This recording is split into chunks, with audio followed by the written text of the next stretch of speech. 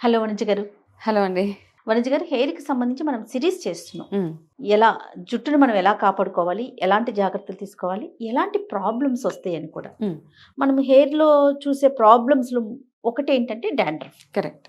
చాలా మందికి పాపం ఇది ఏదో ఒక స్టేజ్‌లో దీన్ని ఫేస్ చేస్తూ ఉంటారు కదా! అసలు డాండ్రఫ్ ఎందుకు ఫార్మ్ అవుతది?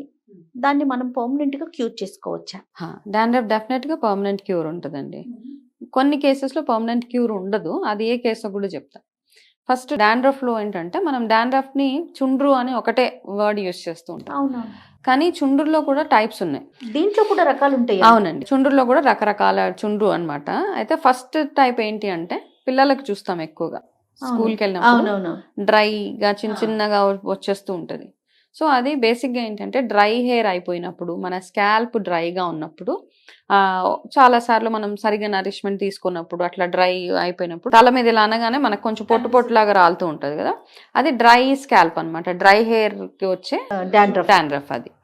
సెకండ్ టైప్ ఏంటంటే ఆయిలీ స్కాల్ప్ ఉండే ఎక్కువగా నూనె పెట్టేసి, మనం అతిగా చెమట పట్టేసి, నూనె ఎక్కువ పెట్టేసి తలస్నానం రెగ్యులర్‌గా చేసుకోకుండా, ఒకవేళ తలస్నానం చేసుకున్నా, మనం పైనే తలస్నానం ఈ జుట్టు వరకే జిడ్డు వదిలేసేలాగా చేసుకుంటే, ఆ ఆయిల్ చాలా పైలోకి అయిపోయి స్కేలీగా అట్లా పెచ్చుల్లాగా వచ్చేస్తూ ఉంటది చుండ్రు. అది సెకండ్ టైప్ ఆఫ్. యెస్. తలస్నానం చేసినా కూడా ఆరబెట్టుకోరండి. కరెక్ట్. పూర్తిగా డ్రై చేయరు. వెంటనే దాన్ని పోనీ ఏసుకోవటము, జడ ఫంగల్ వేసేసుకోవటం. ఇన్ఫెక్షన్ అయిపోతది ఆ! అప్పుడు. అది కూడా యాహ్! చూస్తూ ఉంటాం. ఇది ఒకటి. Okay. So, second type oil ఇది. థర్డ్ టైప్ ఏంటంటేనండి, ఈ రకరకాల ప్రొడక్ట్స్ వాడడం వల్ల షాంపూస్ కానివ్వండి, హెయిర్ డైస్, కండిషనర్స్ కానివ్వండి, ట్రీట్మెంట్స్ కోసం వెళ్ళిపోతూ ఉంటాం. కెమికల్ బేస్డ్ హెయిర్ ఏదో సిరమ్స్ అవన్నీ పెట్టేస్తూ ఉంటాం. అవన్నీ పెట్టిన తర్వాత దానివల్ల కూడా మనం సరిగ్గా హెయిర్ వాష్ చేసుకోకపోతే దానివల్ల వచ్చే డాండ్రఫ్ ఇంకొక రకంగా ఉంటదన్నమాట. Okay. Fourth type fungal infection వల్ల వచ్చేస్తూ ఉంటుంది. ఫంగల్ ఇన్ఫెక్షన్స్ సడన్‌గా వచ్చేస్తూ ఉంటాయి. మన హెల్త్ ఇష్యూస్ వల్ల, దానివల్ల వచ్చేసే fungal infection fourth type. Fifth type ఏంటంటే సోరియాసిస్ ఉన్న వాళ్ళకి, ఎగ్జిమా, సోరియాసిస్ ఇవి ఉన్న వాళ్ళకి వచ్చేస్తూ ఉంటుంది. Psoriasis is auto immune disorder కాబట్టి ఆ కేసెస్‌లో మిగతా 4 కేసెస్‌లో మనము హోమ్ రెమెడీస్, లైఫ్ స్టైల్ చేంజెస్‌తో మనము చేసేసుకోవచ్చు హ్యాపీగా. దాని నుంచి ఓవర్‌కమ్ అయిపోవచ్చు. ఈ సోరియాసిస్‌లో కొన్ని హోమ్ రెమెడీస్ ఉంటాయి. లక్కీగా మనకు అది వర్క్ అయిందనుకోండి, వెల్ అండ్ గుడ్. లేదు అంటే డెఫినిట్‌గా వాళ్ళు స్కిన్ స్పెషలిస్ట్ దగ్గరికి, వాళ్ళు ఏదైతే డాక్టర్ దగ్గరికి వెళ్తున్నారో అక్కడ ఆ డాక్టర్ దగ్గరికెళ్ళి మాత్రం వాళ్ళు వాటెవర్ మెడికేషన్ ఏదైతే వాడాలో అది వాడాలి. బికాజ్ అది కొంచెం ఆటో ఇమ్యూన్ డిజార్డర్ కాబట్టి కాస్త కేర్‌ఫుల్‌గా మెడికేషన్ అవి తీసుకుంటూ జాగ్రత్తలు తీసుకుంటే సరిపోతదనమాట. సో, డాండ్రఫ్‌లో ఇన్ని రకాలున్నాయి. మనకు డాండ్రఫ్ వచ్చినప్పుడు ఎట్లాంటి కేర్ తీసుకుంటే ఏ డాండ్రఫ్‌ని మనం అడ్రెస్ చేయొచ్చు అని చూసుకోవాలి. కానీ ఇన్ని రకాల డాండ్రఫ్స్ ఉన్నాయి. అంటే మన స్కాల్ప్‌ని బట్టి డాండ్రఫ్ కూడా మారిపోతూ ఉంటుంది. అంతే కదండీ! అవునవును. మన అసలు ఎందుకు ఫార్మ్ అవుతది అంటే మనం కేర్ తీసుకోవటం దాని మీదే ఆధారపడి ఉంటుందా? అవునండి. దానివల్లనే కేర్ తీసుకోకపోయినా ఇప్పుడు వింటర్‌లో చూస్తే పిల్లల్లో ఎక్కువ డాండ్రఫ్ చూస్తుంటాం.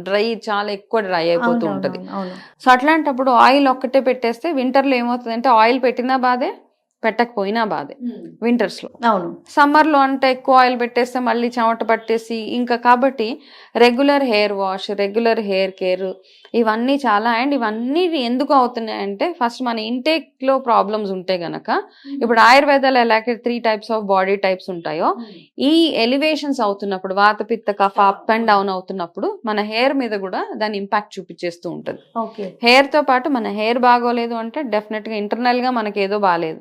మన స్కిన్ కూడా బాగుండదు. సో, ఇలా ఈ కేటగరైజేషన్ చేసుకుంటూ డ్రై స్కాల్ప్ మీద వచ్చే డాండ్రఫ్‌కి ఏమేం వాడితే మనకు ఆ డ్రై స్కాల్ప్ పోతది, ఓకే.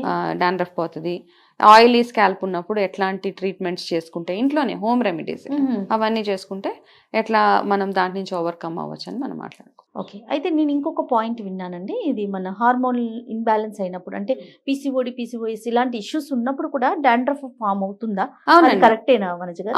అవుతది. ఎందుకంటే ఈ ప్రాబ్లమ్స్ ఉన్నప్పుడు మనకు తెలీదు. ఆ రియాక్షన్ ఎక్కడొస్తదని మనకు తెలీదనమాట. ఆహాహా! ఓకే. పింపుల్స్ వస్తాయి. కొంతమందికి హెయిర్ లాస్ అయిపోతూ ఉంటది. డ్రై స్కిన్ అయిపోతూ ఉంటది. ఎప్పుడైతే డ్రై స్కిన్ అయిపోతూ ఉంటదో డెఫినెట్‌గా ఆ dry skin will lead to dandruff and other things. ఈ డాండ్రఫ్ వల్ల ఏమవుతుందంటే అది ఫేస్ మీద కానీ, వెనకాల వీపు వీపు మీద కానీ ఆ! పింపుల్స్ ఫార్మ్ అయిపోతూ అవునండి. ఉంటాయండి. అది పడుతూ ఉంటది కదా! అది సో, ఈ పడినప్పుడు. డాండ్రఫ్ ఉన్నవాళ్ళు ఫస్ట్ థింగ్ రోజు వాళ్ళ తలగడ చేంజ్ చేసుకోవాలి. వారంలో 3 సార్లు హెయిర్ వాష్ కంపల్సరీగా చేసుకోవాలి. హెయిర్ వాష్ చేసుకున్న తర్వాత ఎండలో మాత్రమే జుట్టుని ఆరబెట్టుకోవాలి. దానికి మీరు డ్రైయర్ పెట్టారా మళ్ళీ అది వర్కే చేయదు అసలు. ఎండలో మాత్రమే హెయిర్ డ్రై చేసుకోవాలి. దాని తర్వాత నేను ఇంతకు ముందు ఒకసారి మాట్లాడుకున్నాం, మనం హెయిర్ని చక్కగా మనం ఒంటికి ఎలాగైతే నలుగు పెడతామో స్కాల్ప్ కూడా మీరు ఆమ్లా లేకపోతే వేప ఈ పౌడర్స్ తోటి చక్కగా మసాజ్ చేసేసుకోవచ్చు, లేకపోతే అవి అప్లై చేసుకోవచ్చు. కాకపోతే స్కాల్ప్ని రుద్దాల్సి వస్తుంది, కొంచెం మసాజ్ అవసరం అనమాట. అక్కడ పైలప్ అయిపోయిన ఏవైతే స్కేలీగా ఉన్న డాండ్రఫ్ ఏదైతే ఉందో అదంతా బయటకు రావాలి అంటే దాన్ని కొంచెం ఇలా ప్రెషర్ వేసి కొంచెం మసాజ్ చేయాల్సిన అవసరం ఉంటుంది.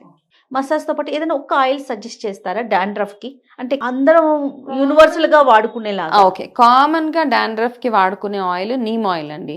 వేపని కూడా డైరెక్ట్ గా పెట్టడానికి లేదు ఇక్కడ. ఆ వేపని ఏంటంటే కొబ్బరి నూనెలో మిక్స్ చేసి వేప నూనె కొంచెం గోరువెచ్చగా చేసి, వేప నూనె వర్క్ చేస్తుంది, అండ్ ఆలివ్ ఆయిల్ కూడా.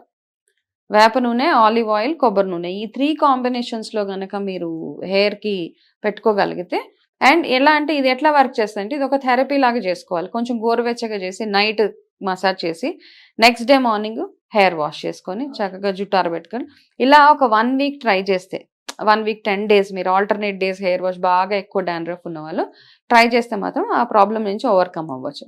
కాకపోతే ఇక్కడ కావాల్సింది ఓపిక.